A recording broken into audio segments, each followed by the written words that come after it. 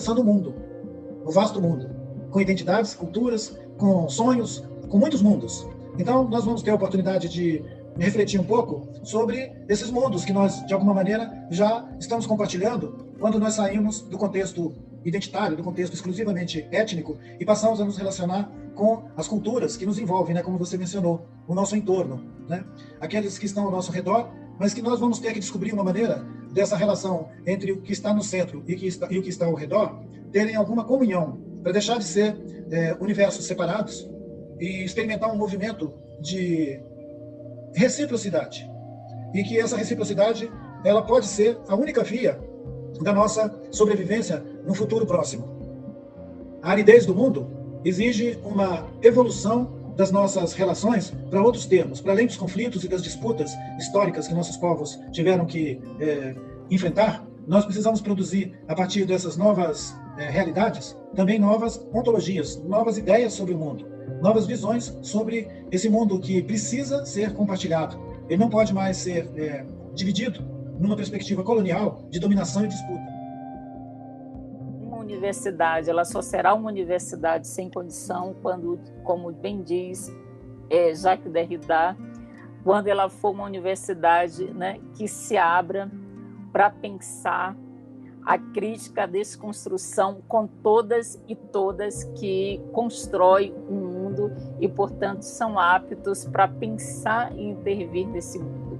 E aí eu acho que essa aptidão passa pela Bell Hooks, quando ela diz é esse espaço que também nos viola, nos destitui, mas também é um espaço em que a gente pode reconstruir a nossa história, né, como sujeitas, não de histórias singulares e particulares, né, as nossas de mulheres negras, mas como sujeitas do mundo, porque nós pensamos, nós somos afetadas, a gente tem emoção, a gente tem saberes e a gente tem conhecimento.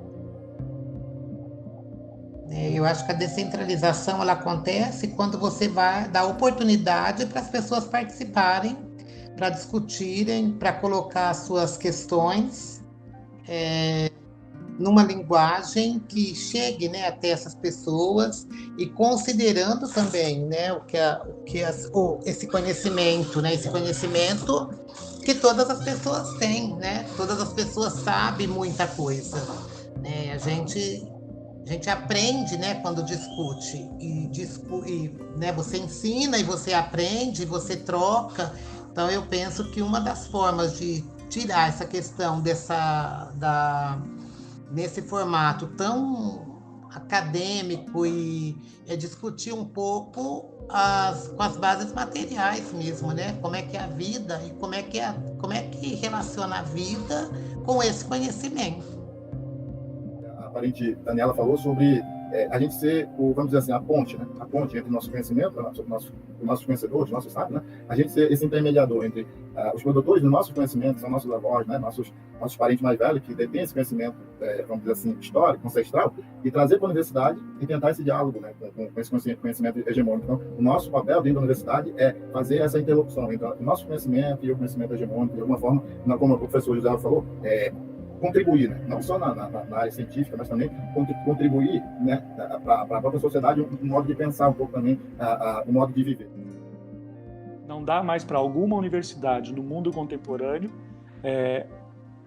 reivindicar uma condição de excelência não sendo diversa nos saberes, na quantidade de pessoas que circula por dentro dela e pelo acesso aos grupos sociais, culturais, étnicos e raciais diferenciados. Questões de gênero, todas as questões que envolvem um mundo plural.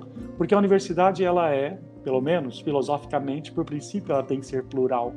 E não tem possibilidade de dizer que a universidade seja plural falando uma mesma língua, ou conhecendo apenas, ou tão somente, uma matriz de pensamento, ou tendo tão somente um repertório predominante. Que haja hegemonias e tudo mais, ok. Porém, tem que haver o contraponto. Foram mais de 100 palestrantes nessa primeira etapa do ciclo Universidade em Transformação, de mais de 15 países, muitos dos idiomas que foram falados nos debates. A nossa ideia é ampliar cada vez mais, é a gente promover um plurilinguismo cada vez maior, né, também nessa compreensão que faz parte da decolonização do pensamento, outras referências, outras bibliografias, e lembrando mais uma vez o Mahmoud Darwish, né, para onde iremos após a última fronteira, para onde voarão os pássaros após o último céu, lembrando então que nós também temos esses questionamentos no nosso dia a dia, e a gente pretende levá-los para a academia também. Tem uma pergunta que tem que ser colocada pelos brasileiros e, sobretudo, o mundo acadêmico. Qual Brasil queremos?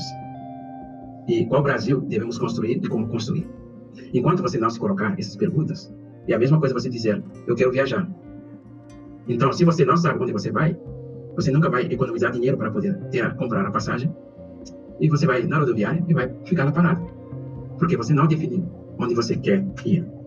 No momento em que você faz essa pergunta, e sobretudo como fazer para vir a andar humanamente juntos, como fazer para vir a andar humanamente juntos, aí você começa a construir.